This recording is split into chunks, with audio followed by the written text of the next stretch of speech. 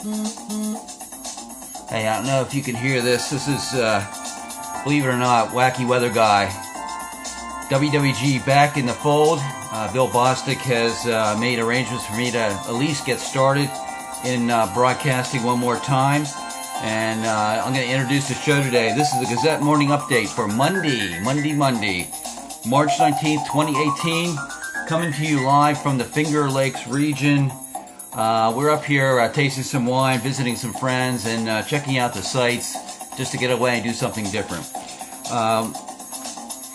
Let me start the countdown clock. I'm just like that Bostic dude. I don't know when to start it. So it started.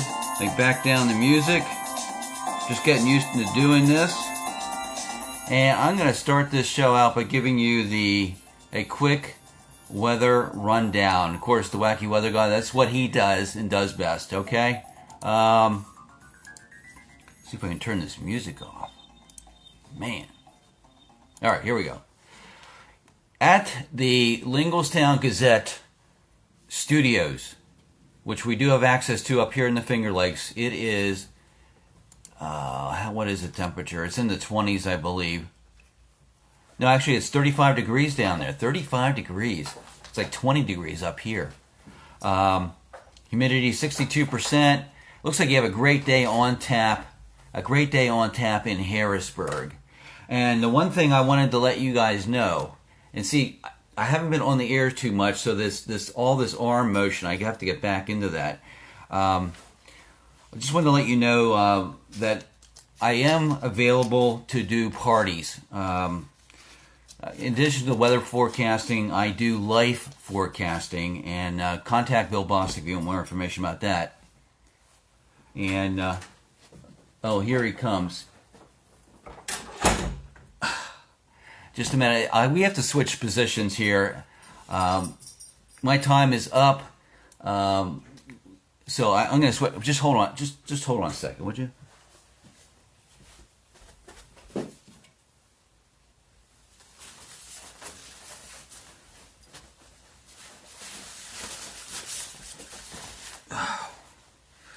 All right. Yeah. Hope you like that little thing there at WWG. He will be coming back. I'm not going to give him the full boot, and he's still talking to me about bringing Elaine on the show. That's his sidekick. Look at go back in 2017 in the archives. You'll see plenty of WWG. So have a interesting show for you today. And the first thing I wanted to do is just comment a little bit on what we're doing here on this particular show. And again, sorry if the audio is not as good as it maybe usually is. I do not have all my equipment. I had not planned to be up here on Monday. So we're just doing a makeshift show. Wanted to put something out there. Again, this is brought to you by Consolidated Insurance Services. David Jones over there at 6109 Jonestown Road. Auto, home, life, and business insurances. And also we've added recently Eric Epstein, the Democratic Pennsylvania House Representative candidate in the 105th District, is also helping with this broadcast to help pay the bills. What we're doing here, folks, is what I would call news and commentary. So it's a mix. And I'm going to call it a news and commentary newscast. That's really what I think this is.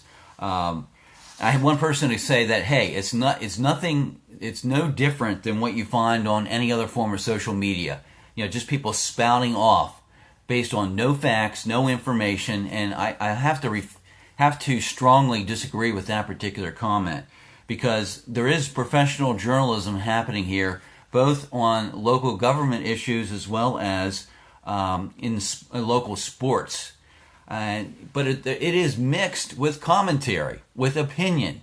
And what you do as a professional journalist, when you flip over to the opinion side, you acknowledge it somehow and let people know. And I did a show last week dedicated to the national walkout that students did across the country, something like 3,500 schools, where kids walked out and were protesting gun control laws, that were protesting some of the things going on in schools as far as school safety. And, that was, for the most part, pure commentary. It wasn't meant to be fact. And unfortunately, some people take that kind of stuff as being, I'm saying this is the way it is, this is the way it should be. That's not what's happening here. This is the discussion. This is social media, folks. We can discuss things back and forth. But what we bring to the table at Linglestown Gazette is a mix of professional journalism and commentary. That's what it is. And I think because of the way the news media is moving, people think that everything that everyone says is that they're trying to put out their facts. Well, no. When you discuss things, you have opinion. So, again, I'll try and do the best to say, this is opinion. This is my opinion. It is not a report. It is my commentary. Okay, so there's less confusion on what I'm saying is fact and what I'm saying is just my opinion that may be worth nothing. Okay, I realize it may be worth nothing. I'm trying to stir up conversation, get people involved in things, and strip away some of the emotions that comes up with some issues. So that takes care of that. In terms of we'll bring out the watchdog. See if we can get that to play. Yeah, he's there. It's not very loud. I just don't have the right kind of equipment today. There, you might be able to hear him. We do have some watchdog stuff to report this morning. First of all, Central Dauphin School Board does not meet this week. They meet next Monday evening. But the one thing I'm going to be working on, I'm hoping to carve out some time this week to work on the $8 million. The $8 million, some of it being borrowed, that the school district is going to be putting into school security. So my curiosity is, what is that $8 million going to get us? Again, I'm not saying it's a bad thing. I am not. I'm saying this is a fact. They're putting together a package of $8 million. Okay, and they're going to be putting together a priority list of projects. So I'm working with a school board member. We're going to get some information about that. Hopefully this week or next week. We'll again, because I have a regular job, I can't put full time into this, and we'll see what we can put together. But that's what's happening with the school district. Meeting next week. We're going to be taking a look at the expenditure for school security. Lower Paxton Township has a big week coming up this week. Let me just flip back. Central Dauphin School District, they do have an ongoing community engagement survey. An ongoing community engagement survey that they're putting together as part of their comprehensive planning needs assessment. So they're doing some planning. They're looking for input from the community. And their survey is still open through March 30. So occasionally I want to, having some issues here with connectivity. I want to mention that so that maybe you have a chance to flip over there and take the survey. Now moving over to Lower Paxton Township, a big week in the township as far as meetings. A key meeting this week, the primary one being on Tuesday night. But tonight at 6:30, there is a Friendship Community Center meeting. I think they deal with parks and recreation issues, things at the community center. So 6:30 at the community center. If you want to attend that, it is a public meeting. So if you're into parks and recreation issues, that's a good one to attend and find out what's coming down the pike.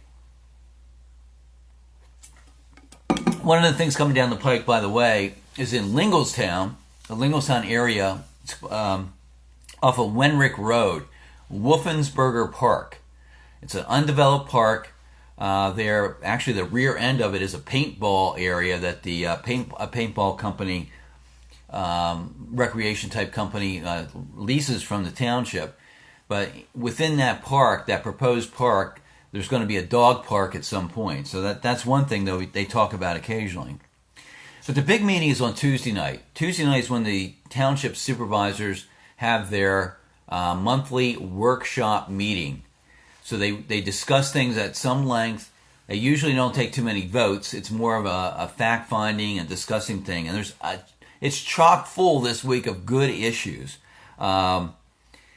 I know one I got contacted about from the Patriot News is that the Colonial Park Fire Company is going to be talking to the township supervisors about use of township-owned apparatus. There's a little bit of a dispute going on there. I believe it has to do with, on occasions, the firefighters at Colonial Park Fire Company take the fire trucks out to run errands around the community. Okay, and so I don't have all the details, but it has something to do with just use of this fire equipment to run errands is sort of part of the idea, and that'll be discussed. This has been reported on Linglestown Gazette. There's a Traditions of America. It's a company looking to come into Lower Paxton Township with a 55 plus housing development in the area of Earl Drive. So they're going to be talking about zoning issues about that. What else is here? They're going to be talking about township branding. Yeah, I'd like to say good morning to Eric Mock, and yes, the district definitely is doing something about school safety. Joe Gilloway, our sports director, checking in. Good morning to you. So we're going to be talking about branding. What's happening there is the township has hired a communications director, and it's sort of opened up a whole basket full of stuff that can be done that's never been done before in the township in terms of communicating with us, the citizens. So that's going to be on the on the agenda, and a big issue looming at the township that you may not be aware of that's worthy of attention is that the township, I think through some state regulatory things with the Department of Environmental Protection, is required to make some major additions to the infrastructure in the township with storm water management. It all has to do with clean water, the water that runs over our roofs, driveways, parking lots. What happens to it? Because it eventually ends up in a stream. And there are some major costs looming that haven't been reported yet. It's a technical issue. I'm aware of it. I haven't had time to really dig into it, but that's going to be on the agenda on Tuesday. So that clearly, down the road, maybe not right away, but potentially within the next number of months, this is going to be a pocketbook issue for us, and that is the stormwater management issues. And specifically what the agenda says is there's going to be some consultants talking with the township supervisors regarding the stormwater funding feasibility study. The key word there being funding. That means our pockets are going to be hit at some point in time for stormwater management. And I'm telling you, it is a significant cost. And with some preliminary discussions with township officials, and specifically our township manager George Wolf and our new communications director, they're very open to discussing this. They want the public to understand what's going on. And this is going to take an investment on my time, or if I can find another reporter or something like this who wants to dig into this. This is a key issue, and I'm just telling you right now. So they're trying to gear up to get to a point where they can make a decision on that. So with that, let's strike up something else. Let's move on. That's our watchdog segment, a meaty watchdog segment today here on Linglestown Gazette. Hopefully you can hang in there on that one. We have about 4 minutes left in the show. I have one more thing to cover with you. Let's strike up some music. You may not be able to hear that. Let's make it louder.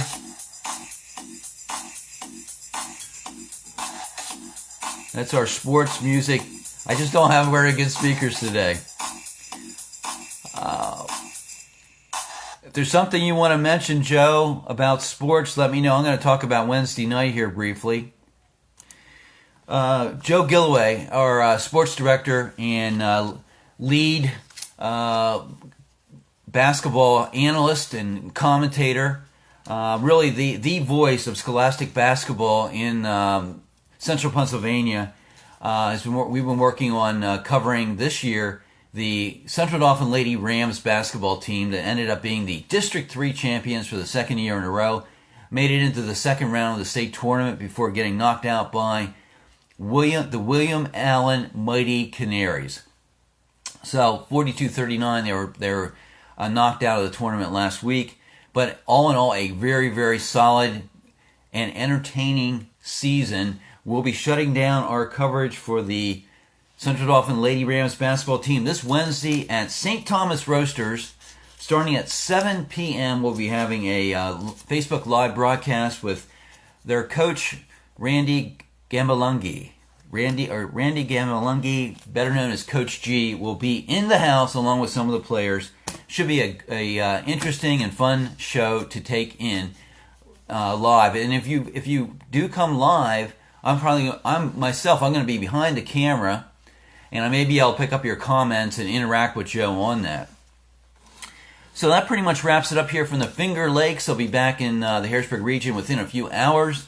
Be attending a community meeting. Stray Winds area neighbors will be meeting at, I'll see if I can remember to put that in the show notes. They'll be meeting this evening at a church on, what is it?